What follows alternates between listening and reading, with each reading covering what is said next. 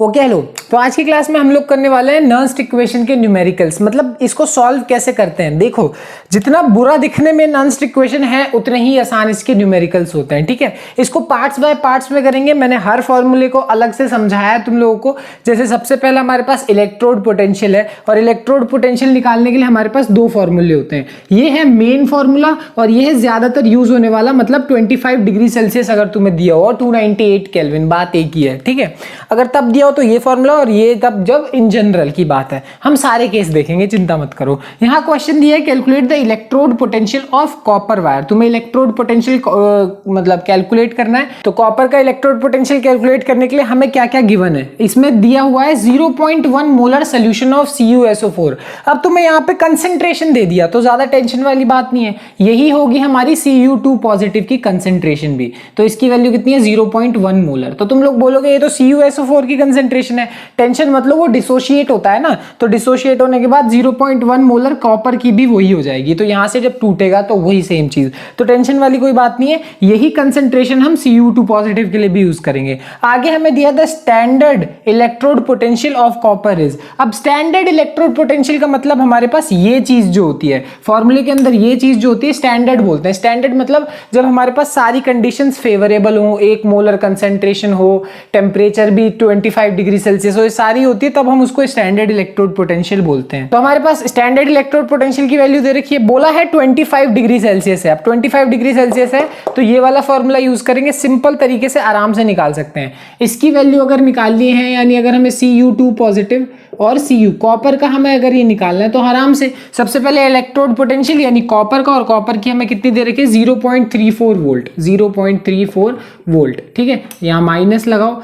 0.0591 upon में n का मतलब होता है number of electrons involve in the reaction. तो यहां अगर तुम देखोगे कि कॉपर 2 पॉजिटिव है, फिर वो क्या करता है कि कहीं से 2 इलेक्ट्रॉन्स गेन कर लेता है और कॉपर हो जाता है कि नहीं, उसका रिडक्शन हो रहा होता है। अगर तुम लोग को पता हो, नहीं पता तो सिंपल समझ लो, 2 पॉजिटिव और 2 नेगेटिव ये। तो यहाँ पे नंबर ऑफ इलेक्ट्रॉन्स कितने इन्वॉल्व है, 2 इलेक्ट्रॉन्स इन्वॉल्व है, तो n की वैल्यू यहाँ पे कितनी हो जाएगी, 2 हो जाएगी। और रही बात आखिरी लॉग की, तो लॉग में हमारे पास वैल्यू पुट करेंगे लॉग, और यहाँ पे 1/0.1। ठीक है, अब यहाँ पे ये इतना मुश्किल लॉग नहीं है कि तुम्हें इसके लिए टेबल देखने की जरूरत पड़े, ये तो ऐसे भी सॉल्व हो जाएगा।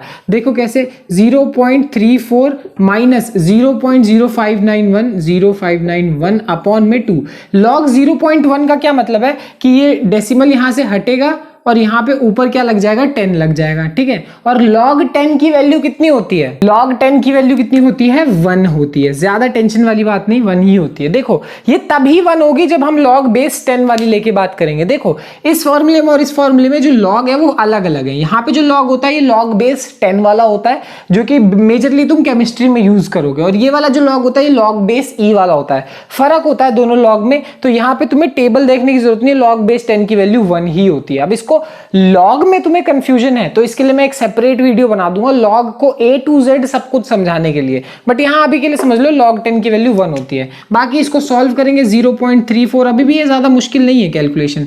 ये यहां से आ जाएगा 0.02, फिर उसके बाद 9, फिर उसके बाद 55, तो कितना आ गया 0.02955। अब इसको माइनस करेंगे तो आंसर कितना आएगा, तो आंसर कितना आया 0.31045, यानी हमने इलेक्ट्रोड पोटेंशियल कॉपर के लिए निकाल दिया। ठीक है, सिंपल सी बात है। अब ये क्वेश्चन देखने में तुम्हें लगा होगा कि कैसा अजीब सा है, बट एक्चुअल में इलेक्ट्रोड पोटेंशियल के जो क्वेश्चन होते हैं वो बहुत ही ज्यादा इजी होते हैं। बहुत सिंपल ही क्वेश्चन था, तो कोई ज्यादा टेंशन वाली बात नहीं थी। अब इसमें वेरिएशन क्या हो सकता है, इस क्वेश्चन में, इसी पर्टिकुलर क्वेश्चन में क्या वेरिएशन हो सकता है, वेरिएशन नंबर 1। ठीक है, मतलब अब इस क्वेश्चन को थोड़ा बहुत बदल सकते हैं। कैसे, पहला तो ये वेरिएशन होता है जैसे कि यहाँ पे 25 डिग्री सेल्सियस दिया हुआ है, हो सकता है कि तुम्हें 25 डिग्री सेल्सियस ना दे। ठीक है, 25 डिग्री सेल्सियस की जगह इन जनरल कोई सा भी टेम्परेचर दे दे, 30 डिग्री, 35 डिग्री, 50 डिग्री, कुछ भी, तो तब तुम्हें ये वाला फॉर्मूला यूज नहीं कर पाओगे। ये फॉर्मूला तब तुम्हारे लिए क्या हो जाएगा, गलत हो जाएगा। तुम्हें यही फॉर्मूला यूज करना पड़ेगा और इसमें सारी मेहनत तुम्हें खुद करनी पड़ेगी। मतलब R की वैल्यू कितनी होती है, 8.314, ये वैल्यू तुम्हें पुट करनी पड़ेगी। टेम्परेचर जो भी तुम्हें दिया हुआ है, एन की वैल्यू तो यही होगी,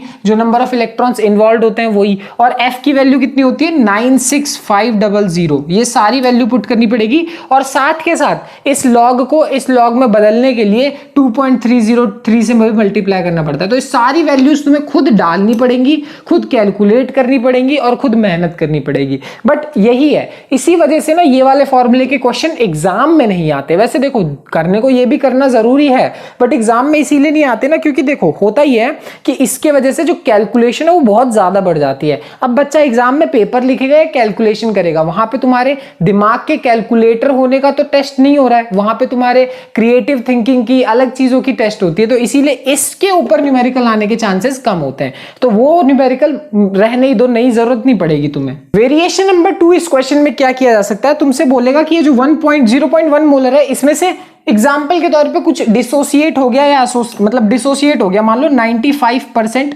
डिसोसिएट हो गया, तब तुम क्या करोगे? क्या यही 0.1 मोलर यहां पे यूज कर सकते हो? बिल्कुल भी नहीं, तब तुम नहीं यूज करोगे। तब करोगे तुम 95% ऑफ 0.1। अब ये करने के बाद तुम्हें थोड़ा सा सॉल्व करना पड़ेगा, थोड़ा सा भी क्या है तो ज्यादा भी नहीं, 0.095 आएगा, है ना। तो ये अब ये वाली जो कंसेंट्रेशन है वो तुम्हें यूज करनी पड़ेगी 0.1 की जगह। कहने का मतलब अब पहले 0.1 था, अब वो डिसोसिएट हो गया, सिर्फ इतना बचा, तो यही हम क्या कर सकते हैं, यूज कर सकते हैं, यही कहने का मतलब है। तो ये इसमें ज्यादा कोई वेरिएशन तो और किया नहीं जा सकता, ज्यादा से ज्यादा ये बस इसके अलावा नॉन-स्टिक इक्वेशन कुछ है ही नहीं, इतनी इजी होती है। तो ये थी इलेक्ट्रोड पोटेंशियल के लिए, और भी देखते हैं। तो अब नेक्स्ट क्वेश्चन देखो, ये है ईएमएफ ऑफ द सेल के लिए निकालना है अब तुम्हें। अब जैसे ये क्वेश्चन है, इसको सॉल्व करना भी बहुत ज्यादा मुश्किल नहीं होता, यहां पे भी लगभग सेम वही फॉर्मूले, ज्यादा फर्क नहीं है। बट हाँ, इसमें ना पुट करने में बहुत लोगों को दिक्कत होती है।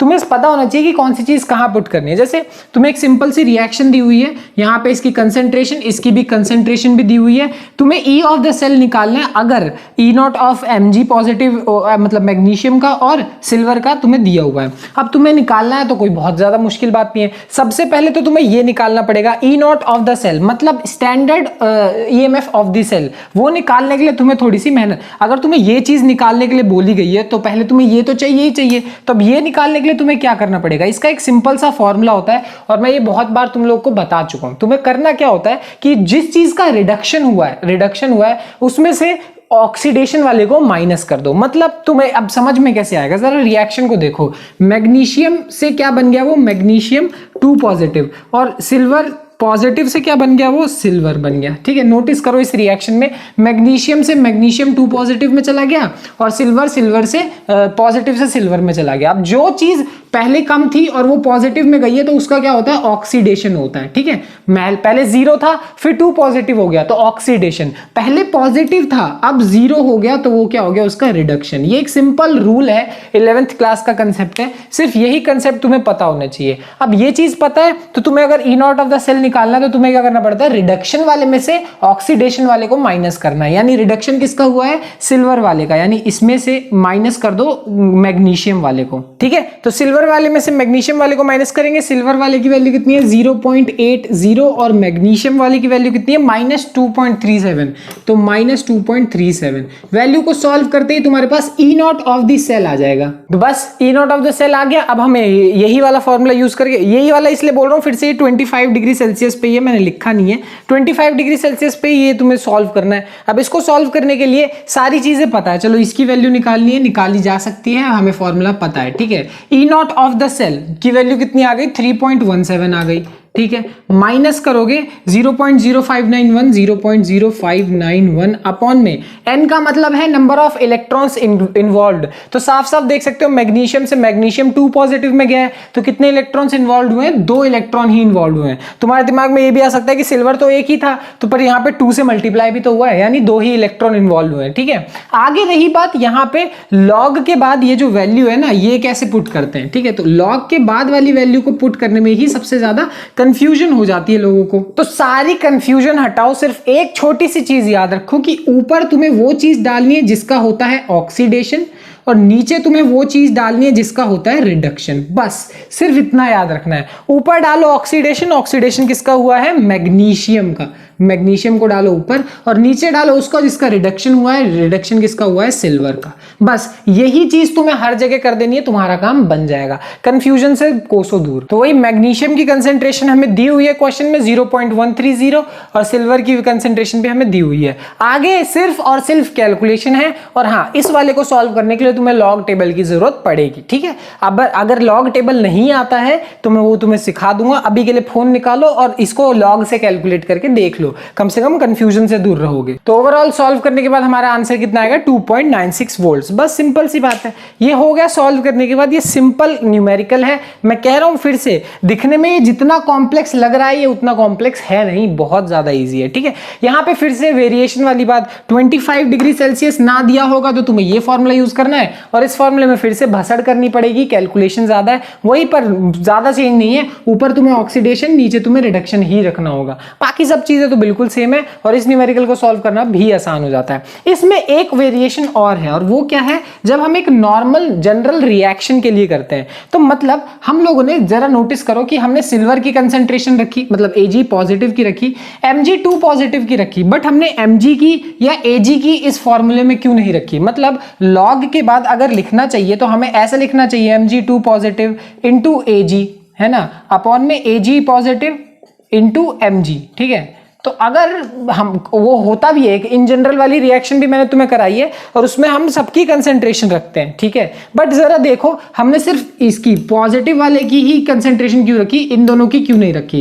क्योंकि यहाँ पे एक सिंपल कंसेप्ट होता है कि जब भी हम एक सॉलिड को इन जनरली लेते हैं, मतलब ऐसे उठाते हैं, तो उसकी जो कंसेंट्रेशन होती है वो किसके बराबर होती है? 1 के बराबर होती है। किसके बराबर? 1। तो 1 के बराबर होती है, इसलिए तुम्हें लिखने की भी कोई जरूरत नहीं है। तो मान लो अगर तुम्हें बेवकूफ बनाने के लिए एक रिएक्शन दे दी और मान लो ऐसे लिख के दे दिया Mg2 पॉजिटिव इंटू Ag, तो भी कोई फर्क नहीं पड़ेगा, उनकी कंसेंट्रेशन 1 ही होगी, रहेंगे वही जो कि आयंस के फॉर्म में है, बस और कुछ बचेगा ही नहीं। तो नर्स्ट इक्वेशन की आखिरी जो है वो हमारे पास है इक्विलिब्रियम कांस्टेंट। इसको सॉल्व करना तो सबसे ज्यादा इजी होता है। इसके फॉर्मूले में सिर्फ E naught of the cell present होता है, स्टैंडर्ड वाला प्रेजेंट होता है और नॉर्मल वाला तो होता भी नहीं है। और ये फॉर्मूला कैसे आया ये बात तो मैं तुम्हें सिखा चुका हूं, बट अब सॉल्व कैसे करना है बहुत ज्यादा इजी है। जैसे यहाँ पे एक इक्वेशन दी हुई है, हमें सिल्वर का दे रखा है, कॉपर का दे रखा है, सॉल्व करना है ना। तो सबसे पहले हमें ई नॉट ऑफ द सेल चाहिए। अब ई नॉट ऑफ द सेल के लिए हमें क्या करना पड़ेगा? वही रिडक्शन वाले में से ऑक्सीडेशन वाले को माइनस करना पड़ेगा। अब रिडक्शन किसका हो रहा है? फिर से सिल्वर का। पॉजिटिव से 0 में जा रहा है, यानी रिडक्शन हो रहा है सिल्वर का, और सिल्वर की वैल्यू कितनी है? 0.80 माइनस, और उसको रखना है जो जिसका हो रहा है ऑक्सीडेशन, कितना हो गया?